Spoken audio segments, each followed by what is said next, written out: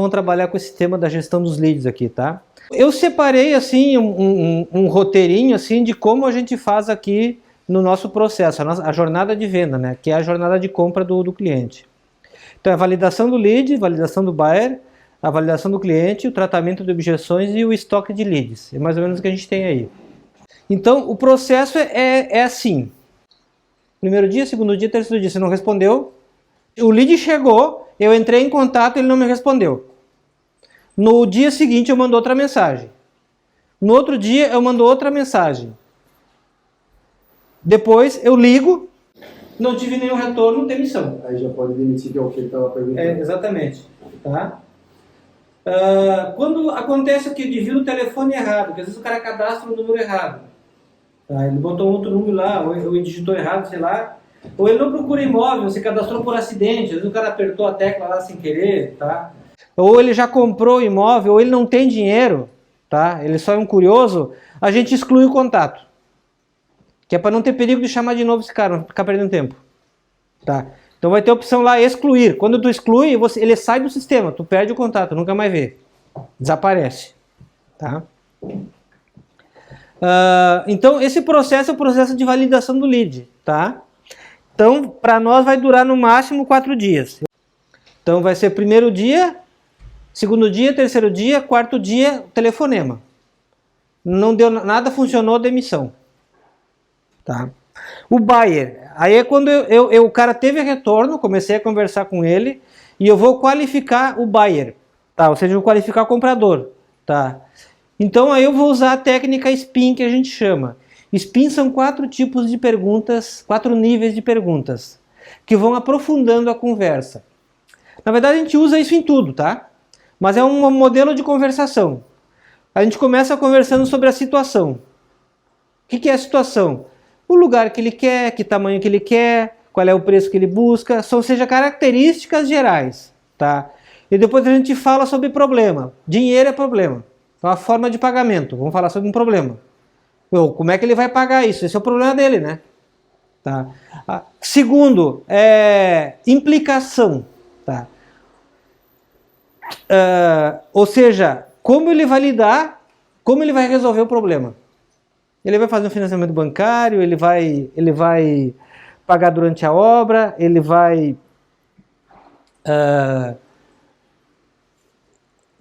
dar uma entrada e financiar o resto, sei lá, como ele vai fazer esse pagamento aí, tá? Ou seja, e quando a gente pode pensar assim, mas eu já fiz isso lá no problema, não, na verdade no problema você descobriu o que ele te disse. Eu vou fazer financiamento bancário. A implicação. Você já fez uma avaliação de crédito no banco? Você sabe qual é o teu limite de crédito?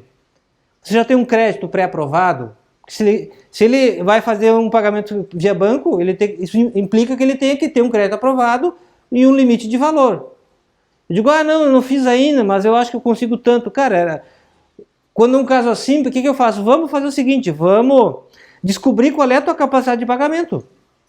E aí a gente procura um imóvel que se encaixe no teu valor, senão a gente acha um imóvel que você gosta, mas não cabe no bolso, né? Aí fica se frustrando à toa. Então a gente vai para a análise de crédito. Depois da análise de crédito, eu e ele vamos saber quanto ele tem de dinheiro para pagar. E a solução daí, no caso, é começar a oferecer as opções que se encaixam para ele, né? Então, qual é que é a solução? Eu tenho um agente bancário que pode fazer esse levantamento para você, que às vezes ele não quer falar para a gente o caixa dele, né? Tá. Eu tenho um agente bancário que pode resolver esse problema para você. Se você quiser, eu passo teu contato para ele, ele te liga e ele te ajuda a fazer esse levantamento todo aí, sem custo nenhum. Tá? Ele faz análise em todos os bancos. Aí você vai escolher o que está com a taxa melhor. E a gente tem isso. E aí o que é? Partir para a agenda, tem que estimular a urgência e a escassez do cliente, né? O que é urgência? Tem mais gente olhando, tá? O imóvel que é bom não dura tempo no mercado, tá? E escassez, com essa vista ou com essa posição solar só tem esse, então é oportunidade única. Aí você tem que achar elementos no imóvel que ele gostou para gerar esse sentimento de escassez e urgência. É isso que você tem que criar no buyer, sentimento de escassez e urgência. Para quê? Para ele acelerar o processo de compra dele. Tá? Senão ele vai, eu vou comprar, um dia eu compro. Tá? E daí, um dia nunca chega. E aí validar o negócio, né? Ou seja, quando aí tu já parte para negociação, daí tu vai entrar na agendar a visita, fazer a visita ou a reunião, trabalhar a proposta, o contrato e a venda finalmente. Quando o din-din cai. A venda, ela acontece quando? Quando o cara paga a entrada. O cara tá no contrato, venda tá feita. Cara, eu já perdi a conta de quantas vendas caíram, só faltava assinar o contrato. Tá. E às vezes até contrato assinado. Enquanto o cara não paga a entrada, ele não comprou. É assim de simples. Tá? E todos esses processos têm saída de lead do funil. Lá no funil tu vai ter ganho e perdido, né? O perdido é quando você tira ele do funil. Aí tu vai escolher o motivo da perda. Então lá tem alguns motivos, né? Valor, tá, ali eu coloquei valor e orçamento, porque é muito comum. Por que eu não quero? Preço. Tá caro. Então, qual é que é o tá caro? O problema de preço. Mas tá caro por quê? Você acha que não vale ou não cabe no seu bolso? São motivos diferentes, bem diferentes. Tá? Mas tudo é preço. Então, o motivo universal é o tá caro. O tá caro é, na verdade, uma grande desculpa. Cabe a nós, no processo de venda, descobrir se está caro porque ele acha que não vale o que estão pedindo ou se não cabe no bolso dele. Então, por isso que eu destaquei. Um é problema de valor, outro é problema de orçamento. Se é valor, você trabalhou mal os benefícios do imóvel. Ele acha que não está valendo, o que estão pedindo não vale aquilo ali, não vê valor. Orçamento, bom, eu tenho que procurar uma forma de completar o orçamento ou buscar um outro imóvel mais barato que caiba no bolso dele. Tá? Aí pauta, eu botei pauta porque quando a gente não consegue o imóvel. Tá? Documentação, que já aconteceu também. Às vezes a documentação dele não passa numa linha de crédito, ou às vezes a documentação do imóvel dá problema. Aí tu perde o negócio. Tá? E aí prazo, né? Às vezes demora na entrega, às vezes ele analisa que nesse caso do cliente, ele estava no contrato e de repente ele desistiu por causa que ia demorar muito para entregar, não quis mais esperar. Vai ter o script de atendimento do empreendimento, então quando ele chega num lead novo, ele chega num empreendimento. Tá. Aí a gente vai mandar um script apresentando aquele empreendimento e depois desenrola a conversa a partir das respostas dele. Ou se a gente faz uma campanha de reativação, que trabalhar com estoque de leads, também a gente tem um script para apresentar aquele empreendimento e manda um script e manda para todo mundo igual. Scripts são importantíssimos. E daí os que respondem você dá continuidade. Tá. Algumas ideias de perguntas ali para trabalhar na parte de cadastro, na parte inicial, né? E ali tem um exemplo de mensagem de demissão ali, né? Tentei contato com você diversas vezes nos últimos dias, porém sem sucesso. De interesse? Entendeu? Dá uma moralzinha nele assim, porque foi você que veio atrás de nós. Tá. Isso a gente vai usar para os leads que chegam, né? Porque trabalhar com estoque não dá.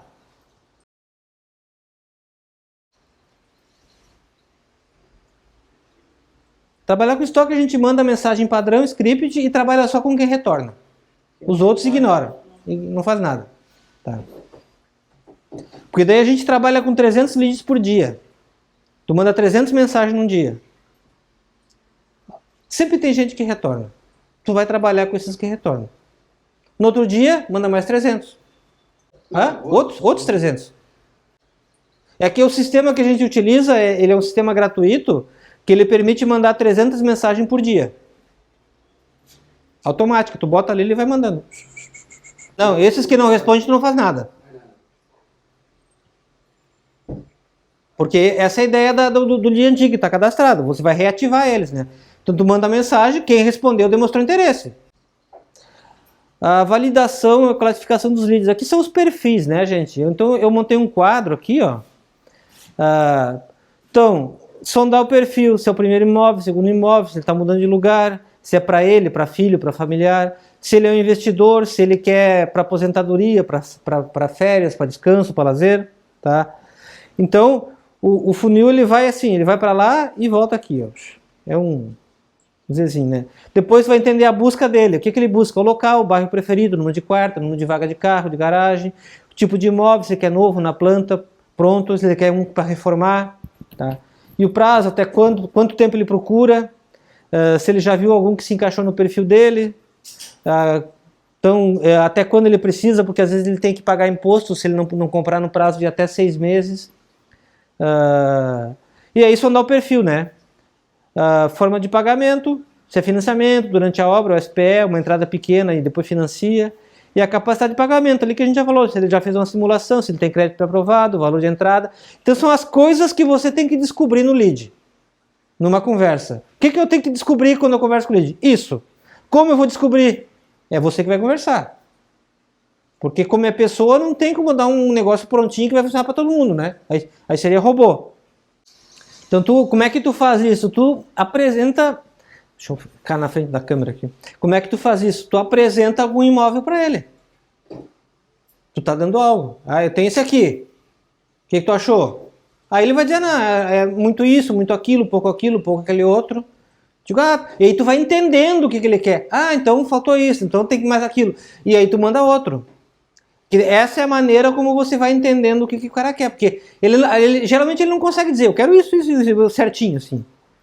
Tu vai mandando e ele vai dizendo não, e você vai ter que perguntar por que não. Para você entender o que ele busca. Aí, dessa maneira tu vai refinando a tua busca. Aqui são as perguntas, aqui tem um spin para validação do buyer, né? O que é um spin, né? Um roteiro de perguntas. Por exemplo, para entender a situação, o que mais chamou a atenção no seu imóvel, e aí vai afunilando, né? Problema, já fez simulação em algum banco, tem crédito aprovado. Se eu encontrar um imóvel ideal com valor um pouco acima desse, você teria interesse em conhecer? Você está medindo o bolso do cara. Tá? É uma implicação. Tá? Então são maneiras de eu começar a conversa e ir aprofundando para chegar lá na visita, né? Essa ali é uma pergunta que é boa de fazer também. Ó. Se eu encontrar um imóvel que o senhor busca, o senhor estaria pronto para fechar negócio? Tá. Essa pergunta é ideal para arrancar a objeção. Não, eu tenho que falar com a minha esposa. Não, mas aí eu tenho que ver não sei o quê. Não, mas eu tenho que vender o meu apartamento. Tá. Então, se tu faz antes essas perguntas, tu economiza tempo. A gente economiza tempo. E às vezes fica procurando um imóvel para uma pessoa que não vai comprar. Então aqui é um roteiro de perguntas para você validar, qualificar o comprador. São exemplos, tá? São exemplos. Quantos imóveis você já visitou, já olhou? Às vezes o cara está procurando, né? Qual é o grau de dificuldade para encontrar o imóvel ideal para você? Cara, eu olho e nada serve. Então isso tu vai entender. Por que acontece isso? De repente o que você está buscando está meio fora do mercado. Às vezes é o cliente que tu tem que dar o choque de realidade, né? Uma situação de baixo ali, se tem mais gente envolvida no processo de compra, que às vezes é família. Tá? Já aconteceu isso comigo. É uma família comprando. Aí o que eu digo? Como é que a gente pode... Qual é a minha meta nisso? Criar um grupo de WhatsApp com todos que estão no processo de compra. Porque daí pelo menos eu consigo conversar com todos. Tá? Então, como a gente poderia facilitar a comunicação dos envolvidos? Ele nunca vai dizer porcaria nenhuma. Mas daí tu sugere. E se a gente criar um grupinho de WhatsApp e botar o pessoal? Aí tu sugere. Eu já consegui criar grupo. Não vendi, mas consegui criar o grupo. Foi interessante. Tá. Ele viu uma coisa, uma foto, ele só olha a foto. Tu faz uma campanha de coisas, os caras só olham a foto. Eles chegam pra ti, não sabem nem o que... Não leram nada. Entendeu? Só que aí tu vai ter que conversar para descobrir se aquilo que trouxe ele é o que ele quer. Entendeu? Porque é muito comum ele vir no imóvel, mas o que ele quer é uma coisa diferente. Porque ele não entendeu o anúncio. Mas ele viu alguma coisa lá que chamou a atenção dele. E aqui para validar negócio, aqui é uma outra situação. Nesse spin para validar o negócio é quando você vai tratar a objeção. Objeções principais, preço. Está muito caro.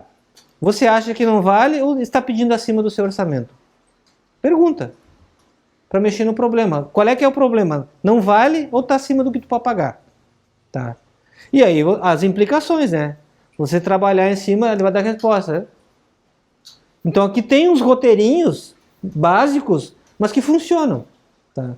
Então se você conseguir aplicar essas perguntas no meio da conversa, a tendência é que acelere bastante o processo de venda. Tá? Então aí é questão de se ligar para poder usar isso, né? Às vezes ele diz, não, ficou acima do esperado, tá? Que ele queria um apartamento de 1 milhão e aquele é 1 milhão e 200, o que ele gostou. Então, chegamos no limite e não conseguimos... E o problema, a gente chegou no limite e não consegue mais baixar o preço. Negociou, não baixa de 1.200 e ele queria um de 1 milhão. Teve um problema. Se esse imóvel valorizar tanto por cento em 3 anos, não está valendo a pena o negócio? Aí é negociação, aí não tem jeito. E se não tem, se o cara não tem bolso, vai fazer o quê? Tem que buscar outro imóvel, né? Tá. Mas aí tem algumas perguntas que vão ajudar a trabalhar com isso, tá? Outra grande objeção é medo. É preço e medo. São os 2 maiores problemas de não vender. Só que ele nunca fala que tem medo. Ninguém fala que tem medo. Todo mundo tem medo de falar que tem medo. Tá? Porque você tem que tentar descobrir qual é o medo dele. Tá? Às vezes é o medo que não vai entregar. Às vezes é o medo que vai baixar o preço, ele vai perder dinheiro nesse negócio. Tá? E assim vai indo, né? Então ele dá desculpa. Não é exatamente como eu queria. É uma desculpinha, que às vezes pode estar escondendo um medo. Eu preciso conversar com o João, com o Pedro, com a Maria. Tá? Geralmente isso acontece, tu identifica que é um medo quando ele começa a adiar a compra. Já viu tudo, já fez tudo, ele vai jogando para frente, vai jogando para frente, vai jogando para frente, tá? Então quando ele vai jogando para frente é porque tem um medo ali que precisa ser resolvido, senão ele não compra. Esse é o sintoma. É porque a venda é uma emoção, né? Então o medo é uma emoção que bloqueia a venda. Tá? Então ele tem que criar uma expectativa ou um estado de felicidade com aquilo ali resolvendo o problema dele maior que o medo, senão ele não compra. Tá? Então aí algumas perguntinhas, o que será exatamente você gostaria? Então eu preciso conversar com a minha esposa, não tenho acesso à esposa. Uma perguntinha que dá para sacanear ele é: se eu dependesse de você, você compraria? A procrastinação, eu preciso pensar, né? Eu preciso de uns dias para levantar o dinheiro para a entrada. Tá? Pode ser verdade, pode ser mentira. Tá? Tu nunca saberá, né? Isso. E aí tem maneiras de lidar com isso, né? Ou, por exemplo, eu preciso pensar a respeito. Pode fazer uma brincadeira. Pensar significa que você não está interessado? Não. Se você usar humor, dá para trabalhar com uma perguntinha dessa. Se você for muito frio, não dá. Daí vai ficar ofensivo. Tá? Aqui, preciso levantar uns dias para levantar dinheiro para a entrada. Pode usar também, se surgiu interessado, como é que a gente pode garantir teu interesse de compra? Qual é que é a ideia disso aqui? É levar ele para um arras. Ou ele dá um arras para garantir o negócio, ou levar ele para contrato. Vamos fazer no contrato, então, enquanto isso? Você ganha tempo. E aqui os reviews em massa, né? Que é o estoque de lead, né? Então a gente tem uma lista de Excel de 300 leads. O primeiro envio o sistema manda 50. Tá? Depois, a partir do segundo dia, dá para mandar 300. Então, o que acontece? Quem não quer mais receber tem que excluir do Excel o nomezinho dele, da lista. Para você não mandar de novo e virar um chato e o cara te bloquear. Ou ele te denunciar e, pior, ele te denunciar e o WhatsApp bloquear teu número. Existe esse risco, entendeu? Então, trabalhar com envio em massa tem o risco de bloquear o chip, então tem que tomar cuidado. Se puder trabalhar com um chip separado, para isso eu recomendo. Tá? Para evitar um risco de bloquear um chip bom seu, né? Conferir se o contato está no prédio. Tá? No caso dele, quando ele retorna, né? Se não está, daí tem que cadastrar. E excluir do contato do prédio, no caso, ele não queira mais receber mensagem e ele está lá. Prédio é o nosso sistema, o CRM. Tá? No segundo envio, escolher o empreendimento enviado. Aí, aqui nisso aqui, o que a gente faz? A gente manda um empreendimento, um produto. Fala de um produto, de uma oportunidade e manda. Tá? Porque eu estou mandando por e-mail, mas não está dando retorno. No WhatsApp dá retorno maior. Uma sugestão de mensagem de reativação. Talvez poderia mandar como uma primeira mensagem isso aí e mais um produto, que é um banco de leads que está parado, né? Para o cara não pensar que é spam. Se ele começar a te denunciar como spam lá, bloqueia teu chip. O método AIDA para criar mensagem, tá? Técnica antiga. Como é que você cria uma mensagem para mandar em massa, que nem a gente está falando? Trabalha com a ideia, com AIDA. A mensagem ela tem que primeiro chamar atenção, tem que ser algo que chama atenção, oportunidade única, lançamento, aproveite isso, alguma coisa que prenda a atenção da pessoa, tá? A sequência da mensagem ela tem que prender o interesse da pessoa. Então, geralmente falar sobre um problema. Se você sintoniza o problema da pessoa, ela te escuta, tá? Depois tem que criar o desejo da pessoa em saber mais sobre aquilo. Então você despertou a atenção, prendeu o interesse, criou o desejo de saber mais sobre esse assunto, sobre esse produto, seja sobre o que for. E aí você tem a chamada para ação, a famosa chamada para ação. Que você dá um comando para ela, me responda, diga sim, clique aqui, que é o que tu tem que fazer agora que tu tem esse desejo e quer saber mais do que tu faz para saber mais. Tá? Então esse é o método, cara, de marketing mais antigo que existe, é o que mais funciona até hoje. É o método AIDA. E aqui eu sincronizei ele com o SPIN. Tu chama atenção falando sobre uma situação, você prende o interesse falando de um problema, cria o desejo falando de uma implicação, o que acontece se tu não resolver esse problema, tá? O que pode acontecer quando você resolver, você cria expectativa de futuro, e a ação é uma pergunta de solução, clique aqui que eu vou resolver, me retorna que eu vou te ajudar, entendeu? Isso é uma técnica de conversação também. Tá. E isso aqui vai levar a gente de novo para o nosso funil. Tá. Então aí está o detalhamento desse funil todo. Uma venda bem feita é uma aula bem dada. Porque tu ensina o cliente sobre determinado produto. Então, porque isso é curioso, né? Porque às vezes tu entende o que o cara quer e ele não entende. Ele não sabe o que ele quer. Ele não sabe ou ele não aceita. Porque está cheio de imóvel mais antigo ou mais ou menos, muito mais barato que os lançamentos. Só que tu pega um lançamento, daí tu pega um conceito novo de moradia, tá? Aí tu já pega, hoje está se trabalhando muito na área de lazer, uma piscina, uma academia, alguns têm uma sauna, alguns têm um espaço gourmet mais refinado, tá? Então, às vezes ambiente mais integrado, não tem esse monte de parede, é tudo aberto. Então você trabalha com um conceito novo. A pessoa, às vezes, ela quer um imóvel novo para pegar esse conceito novo. E não por causa porque ela compraria um apartamento, sei lá, maior até, talvez até melhor localizado, pelo mesmo valor, até mais barato. Tá?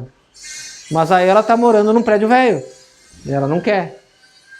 Quando eu comecei na venda de imóveis, eu tinha uma resistência muito grande de começar, porque eu achava que era difícil achar, como é que eu vou achar tanta gente querendo comprar apartamento, querendo comprar imóvel? Cara, eu fiquei impressionado, porque isso é fácil. Isso é fácil. É mais difícil tu achar um produto, um imóvel que seja bom de vender, que o pessoal que quer vender, ele quer vender o amor que ele tem pelo apartamento. Ele não quer, então ele pede mais do que vale. Tá? Normalmente acontece isso, entendeu? Então é mais difícil você conseguir um imóvel bom para vender do que o comprador. Isso já separando o sonhador, né? Que tem aquele comprador que ele quer algo que não existe, né? Isso também acontece bastante. Então, enquanto ele não tomar um choque de realidade, ele não vai achar. E aqui está a estrutura, esse monte de coisa aqui, é um resumo de todo o processo de vendas nosso. Tá?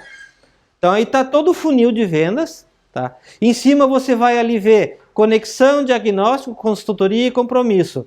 Isso é o que o vendedor faz. A parte de baixo é a parte que o comprador evolui no processo de compra dele. Ele descobre um negócio, ele está na fase de reconhecimento, isso não é. Aí ele considera, tá bom, isso aqui é uma possibilidade real, até que ele vai para a decisão. É isso que eu quero. Tá? E ali dentro desses processos, esses são os processos mentais e psicológicos da compra e da venda, né, que a gente trabalha na técnica SPIN. tá? Que é através de perguntas para vender. Quando eu falar da técnica SPIN, vocês vão entender, vão juntar todas essas peças aí. Sem respostas. A gente executa 4 tentativas, ele não respondeu, tá? Então o cliente sem resposta, ele chegou, eu vou usar, eu tenho os scripts aqui, script da abordagem inicial, tá? Já tem mais ou menos um roteirinho para começar a atender o cara, e nesse roteirinho tem também a mensagem de demissão. Tentei 3, 4 vezes, senti que não vai rolar, demissão. Tiro ele do funil e ele vai lá para meu banco de leads, para eu mandar um marketing lá a cada 15, 20 dias. Tá? Às vezes ele avança um pouquinho e para de responder. Tá? Por exemplo, ele avançou, ele me deu uma resposta inicial, mas eu estou tentando sondar, ver se o cara é um buyer ou não. A sondagem eu defini se ele é um buyer ou não, né?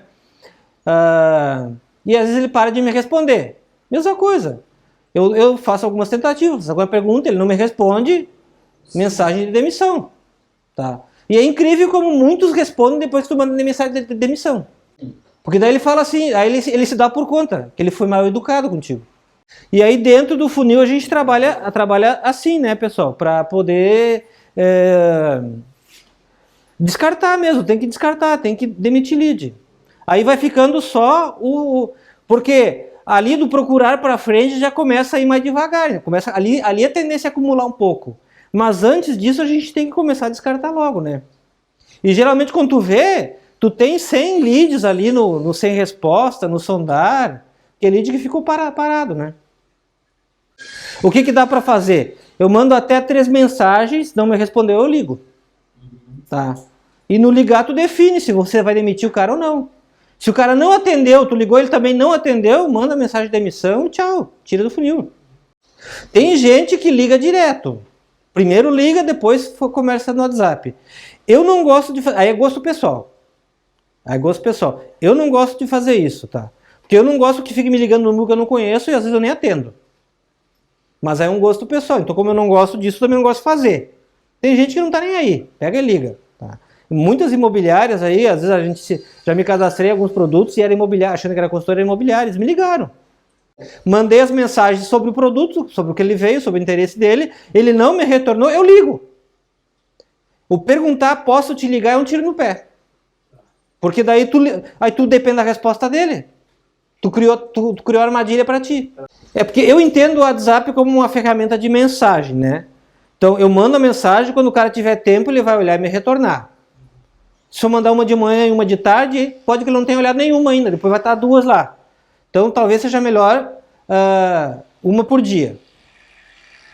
Porque a mensagem de demissão a gente dá uma cutucada no cara também, né? Pô, você se cadastrou, você me pediu informação e você que não me responde.